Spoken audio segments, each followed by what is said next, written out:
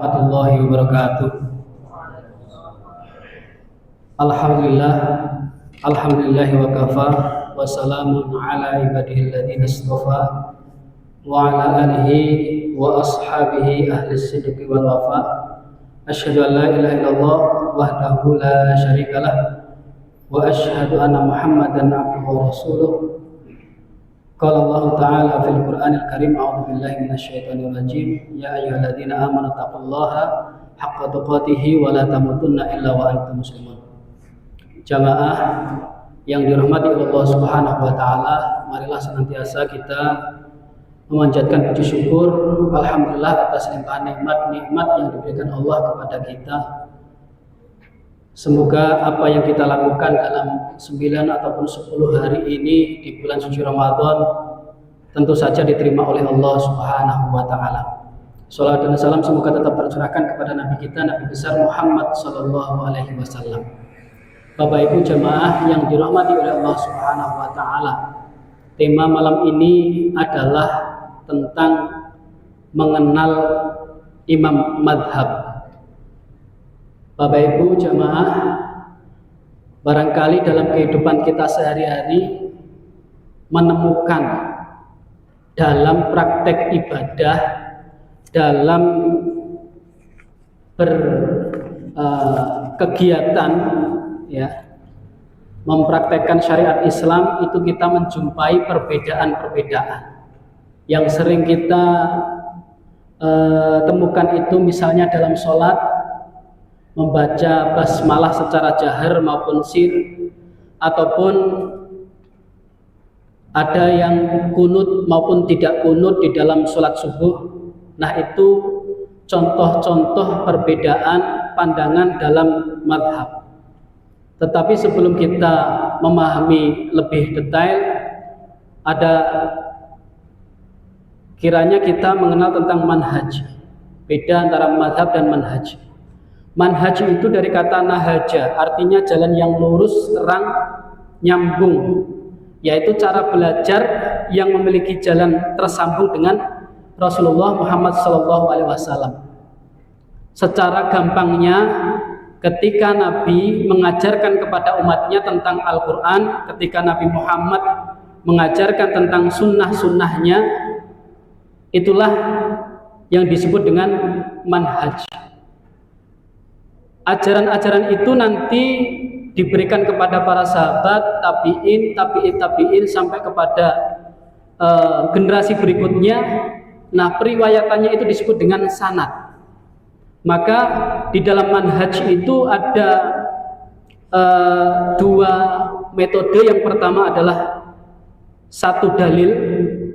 Jadi ada dalil yang menjelaskan tentang suatu ibadah itu hanya dijelaskan oleh satu dalil. Misalnya takbir dalam sholat, ketika takbiratul ihram itu langsung meletakkan kedua tangannya di atas dada. Nah, ini ada satu dalil. Kemudian yang kedua dalam manhaj itu ada metode ta'addud al-adillah, artinya banyak dalil, banyak versi. Maka kita sekali lagi kita contohkan, Nabi pernah memberikan petunjuk bahwa membaca basmalah, bismillah di dalam sholat itu ada 4 versi. Ada yang dibaca secara jahar, ada yang dibaca secara sir, ada yang dibaca hanya di rakaat pertama, ada yang tidak dibaca sama sekali. Maka perbedaan-perbedaan itu atau versi-versi itu di dalam umat Islam harus diambil salah satu. Kita mengikuti yang mana? Nah, dalam bahasa Arabnya itu adalah madzhaba ilaihi. Artinya apa yang cenderung saya ambil. Versi mana yang cenderung kita ambil, itu madzhaba ilaihi.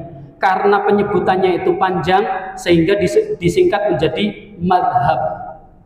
Nah, seperti basmalah itu bismillahirrahmanirrahim. Kalau hamdalah itu alhamdulillahirabbil alamin. Kalau tahlil itu la ilaha illallah dan lain sebagainya. Maka madzhaba ilaihi itu kemudian disingkat dengan madhab. Ada pula madhab itu diartikan secara bahasa dari kata zahaba, artinya jalan yang dilalui atau pendapat. Kalaupun secara istilah, madhab adalah pendapat atau paham seorang alim besar imam mujtahid dalam urusan agama, fikih dan akidah. Para jamaah sekalian yang dirahmati Allah Subhanahu wa taala, maka dapat kita pahami bersama bahwa madhab itu bukan aliran, bukan kelompok. Nah, mengapa adanya perbedaan madhab, mengapa ada perbedaan pandangan? Di antara hikmahnya itu adalah ketika adanya perbedaan ini menunjukkan tidak semua umat Nabi Muhammad itu bisa menjalankan dengan satu cara. Yang sering dicontohkan pula ketika praktek sholat setelah i'tidal kemudian kita mau sujud, apakah di situ tangannya dahulu ataukah lututnya dahulu? Maka ada yang mengatakan bahwa ketika Nabi di awal-awal itu ketika mau sujud setelah i'tidal itu lututnya dahulu, kemudian di akhir beliau itu menggunakan tangannya dulu. Maka ini ada beberapa versi, ada beberapa pandangan yang mestinya harus kita ikuti salah satu. Maka disinilah kemudian kita dikenalkan dengan 4 imam madhab. Yang pertama adalah Imam Abu Hanifah atau Imam Hanafi, itu wafat tahun 150 Hijriah, itu di Irak. Kemudian ada Imam Malik bin Anas atau Imam Maliki di Madinah, wafat 179 Hijriah. Kemudian yang ketiga ada Muhammad bin Idris Asy-Syafi'i, yang ini mayoritas di Indonesia ini dianut, yakni Imam Syafi'i, itu wafat 204 Hijriah, ini lahirnya di Gaza. Kemudian yang keempat ada Ahmad bin Hambal atau lebih kita kenal dengan Imam Hambali, tahun 241 Hijriah wafat. Ini beliau lahir di Baghdad, Irak, dan beliau adalah termasuk muridnya dari Imam Syafi'i. Maka sebenarnya ada banyak ulama-ulama yang berkecimpung dalam bidang fikih yang mengumpulkan beberapa kitab, tetapi 4 orang ini atau 4 ulama ini, Imam Hanafi, kemudian Imam Maliki, Imam Syafi'i, dan Imam Hambali ini yang kemudian lebih unggul dibanding dengan yang lainnya.